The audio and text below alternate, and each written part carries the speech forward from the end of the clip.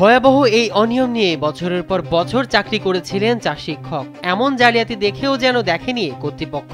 এই 4 শিক্ষকের এমপি ভুক্তিতে জালিয়াতির প্রমাণ মিলেছে ব্যাংক অ্যাকাউন্টেও। জানা গেছে 4 জনের মধ্যে 2 জনের এমপিও শিটে নাম এক, কিন্তু তারা বেতন তুলছেন অন্য নামের ব্যাংক অ্যাকাউন্ট থেকে। কালবেলার প্রতিবেদনে উঠে এসেছে মাদ্রাসায় নিয়োগ পাওয়া 4 শিক্ষক ভুয়া নাম, জাল সনদ ও প্রতারণার মাধ্যমে চাকরি নিয়েছেন। তাদের মধ্যে সবচেয়ে বড় জালিয়াতি রসায়ন বিভাগের প্রভাষক মুস্তাক আহমেদের, যার প্রকৃত নাম মুরাদ। তিনি অন্যের অনার্স মাস্টার সনদ টেম্পারিং করে ব্যবহার করছেন এবং এমপিও শিটে মুস্তাক নাম থাকা সত্ত্বেও বেতন তুলছেন নিজের নামে থাকা ব্যাংক অ্যাকাউন্ট থেকে।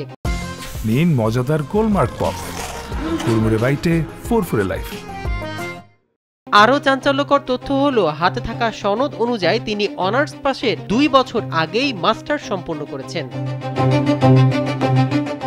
একইভাবে এমপিও শিটে সহকারী মৌলভী হিসেবে থাকা আমেনা খাতুন আসলে আসমা খাতুন। তার বেতন যায় নিজের নামের ব্যাংক অ্যাকাউন্টে। তিনি মাদ্রাসার অধ্যক্ষ ফারুকের তৃতীয় স্ত্রী। চাকরির প্রতিশ্রুতির বিনিময়ে তাকে বিয়ে করেন ফারুক, এমনটাই জানা গেছে। রাষ্ট্রবিজ্ঞানের প্রভাষক শারমিন আক্তার ব্যবহার করেছেন একজন পুরুষ প্রার্থীর শিক্ষক নিবন্ধনের সনদ, আর গণিত শিক্ষক তরিকুল ইসলাম বন্ধুর সব সনদ ব্যবহার করে হয়েছেন নিয়োগপ্রাপ্ত।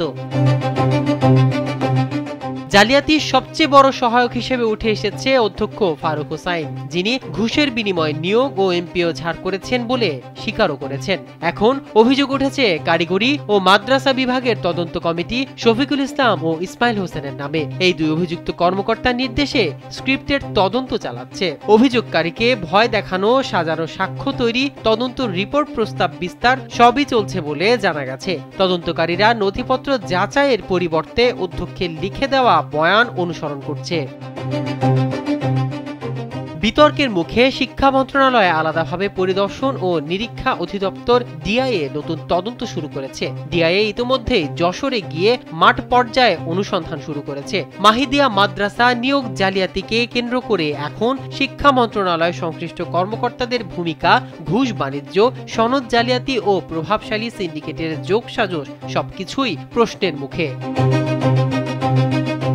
এদিকে ভুয়া তরিকুলের বিরুদ্ধে প্রতিবেদন প্রকাশ করার পর এলাকায় উত্তেজনা ছড়িয়ে পড়ে। প্রকৃত তরিকুল ক্ষোভে অধ্যক্ষ ফারুককে মারধর করেন এবং তাকে প্রতারক বলে আখ্যা দেন। মাদ্রাসা শিক্ষকরা জানান, ফারুকের এসব জালিয়াতিতে সহযোগিতা করেন কামরুল, মুরাদ ও দালাল মাহবুবুজ্জামান।